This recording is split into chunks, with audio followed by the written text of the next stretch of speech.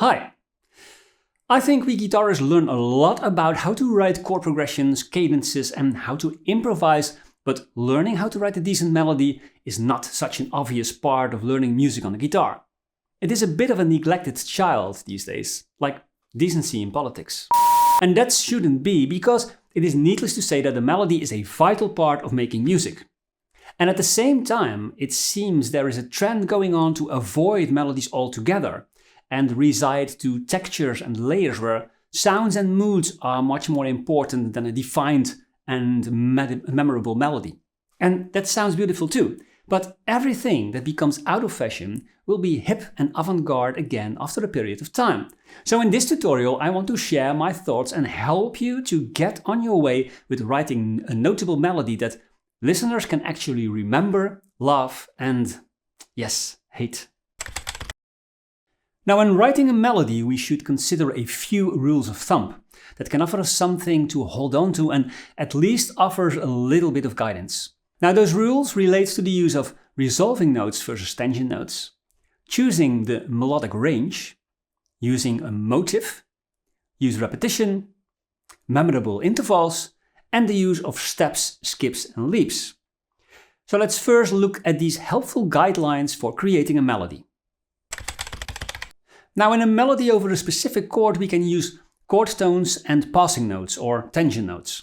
In the tonic chord of a major scale, for instance, the chord notes are the tonic, the major third and the fifth.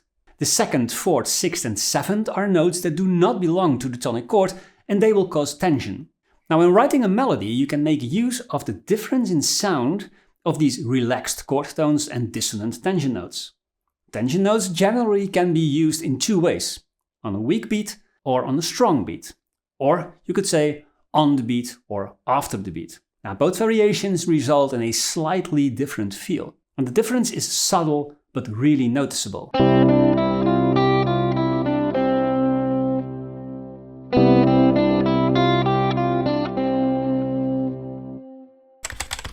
Now, another rule of thumb is that we should be able to whistle a melody. Which means that the melodic range of the notes should not span more than an octave and a half. Beyond that scope, most people can't reach the lowest or the highest note. So in C major, if the lowest note is C, then the highest note will not be higher in pitch than the note G in the next octave. Plenty of notes to play around with, as you can see. Now, a good example of a melody that uses the full scope is the song You'll Never Walk Alone, that spans from the note C to the note G in the next octave. Exactly one octave and a half. Now, the song starts with the low C in the first bar. When you walk. And reaches the highest note, G, at the end of the song.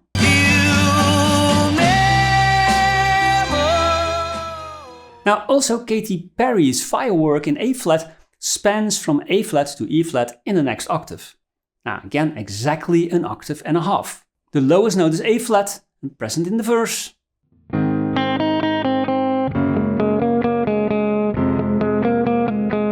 The highest note is E flat and present in the chorus. Still, using the whole scope doesn't have to result in an earworm, which is a melody that is so well composed that it gets stuck in your head. Many of the most famous songs have a span of just a few notes, like Hound Dog by Elvis that spans only a fifth interval, or Come As You Are by Nirvana that spans a maximum of a major seventh.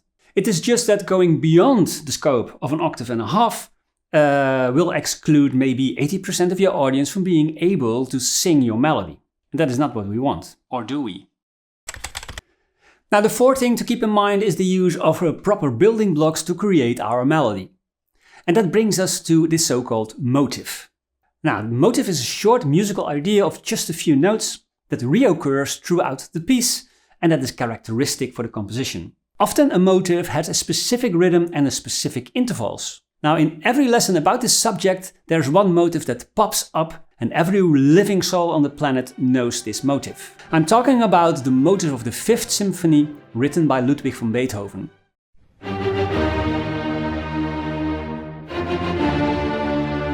Genius, right? Now, a very good example, in my opinion, is the song Enter Sandman by Metallica. I think James Hetfield writes super strong motifs anyway. Now the motif is present in the intro and then we'll find it throughout the whole song in many different forms. The motif is characterized by the 2 chromatic notes and the rhythmic placement of those two notes. And we'll find it in the intro, in the build-up, in the verse,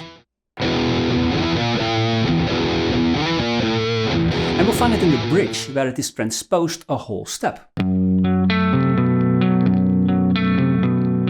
And in the chorus also transposed and played in power chords.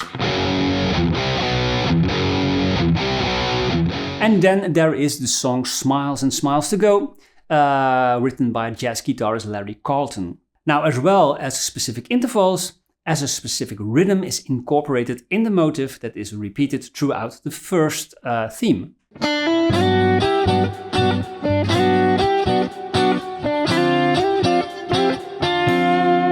The Imperial March from Star Wars is also such a strong motif. Even the 2 notes in the theme of Jaws is a motif, because the rest of the music is based on that pattern.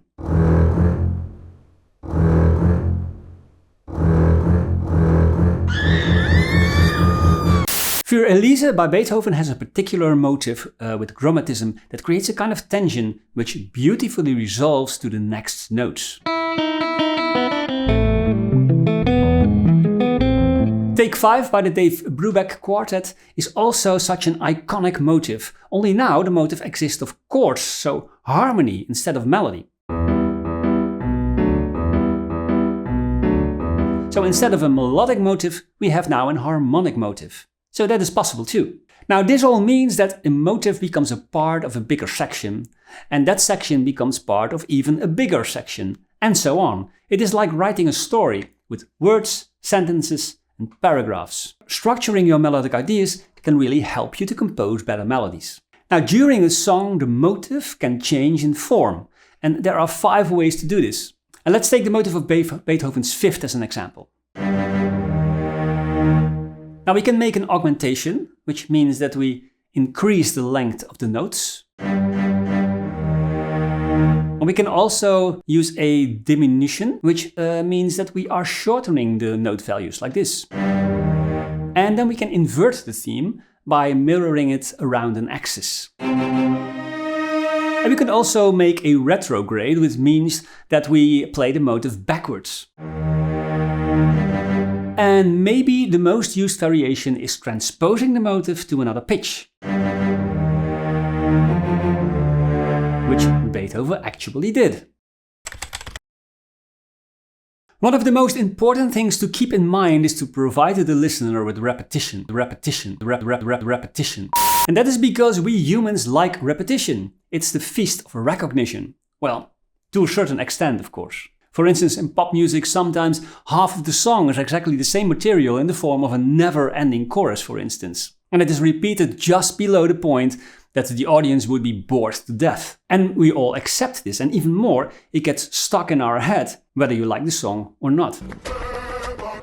Still, repetition can be deployed in a musical and sensible way too. And we see that later, and also in part 2 of this video, where we'll see different musical forms. Now, another thing to consider is that the melody can have different geometrical shapes. And the most common shape is an arc. And often the melody rises steady to a certain height, and then at the end there is a fall off. An example can be found in the Pink Panther theme. As you can see, the melody rises and starts to descend at a half length. It rises again and has a fall off.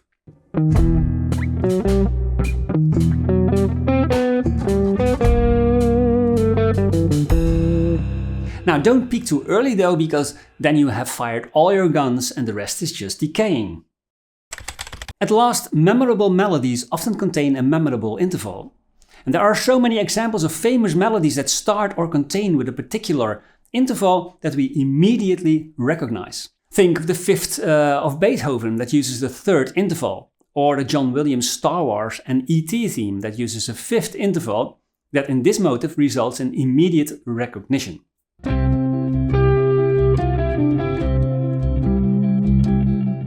Now Take On Me by a-ha starts with a very dissonant major 7th,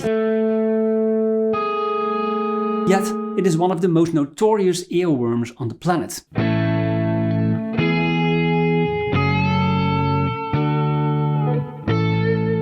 The song Hand on Heart by Steve Vai from the Firegarden album uses a minor 7th interval.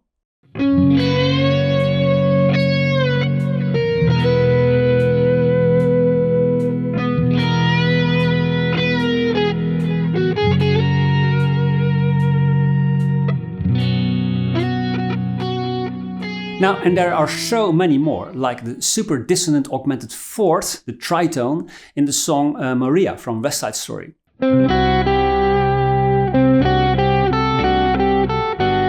So, choosing a specific interval for a motif can make all the difference.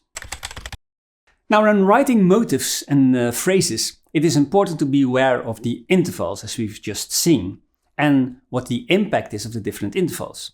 Overall, stepwise melodies are easy to sing, but do not contain much energy. You could say it's an effortless entity, just going up and down the scale. Now, a good instrumental example for this is the song, the theme song of James Bond. The melody in the first section moves stepwise between the notes E, F sharp and G.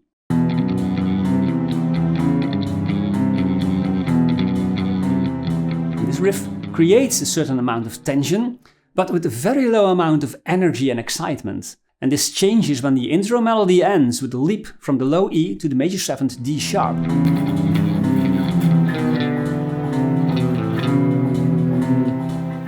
But the real energy and excitement comes with the leaps in the second theme. The motif in this theme has some skips in thirds and a leap from G to D sharp.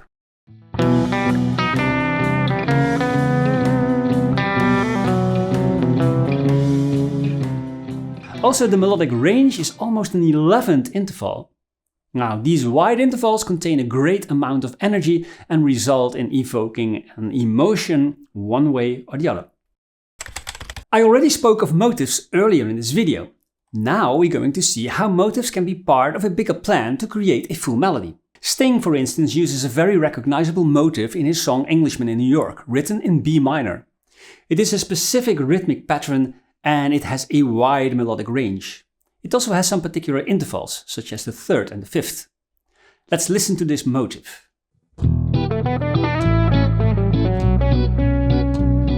This motif is repeated in the next 2 bars, and together these 4 bars form a so-called phrase. The second motif ends on a chord tone of the tonic, namely the note F sharp. Now this phrase is repeated in the next 4 bars, with the cadence at the end. Now this is the second phrase, and together these 2 phrases form a so-called theme. So we have a motif that is the basis for a phrase, and multiple phrases make up a theme.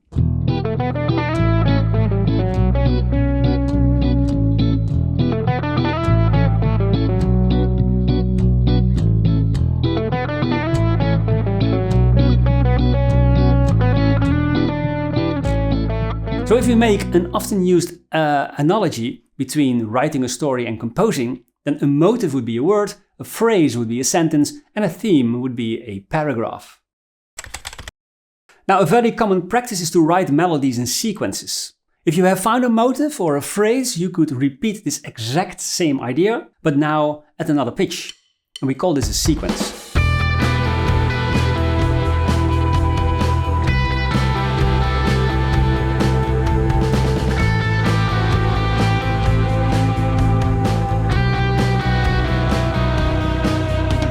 For instance, in the chorus of Smells Like Teen Spirit by Nirvana, Kurt Cobain uses a sequenced motif. The 4-note motif is repeated at a higher or a lower pitch each time.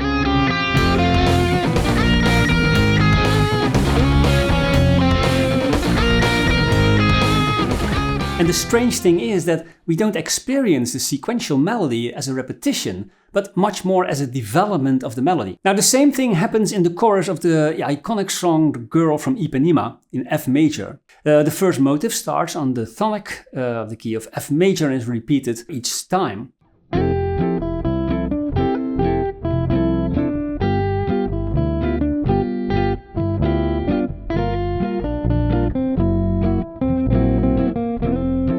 Now this happens 3 times before the motif changes again to a sequence, but this time it is a descending sequence over a half cadence.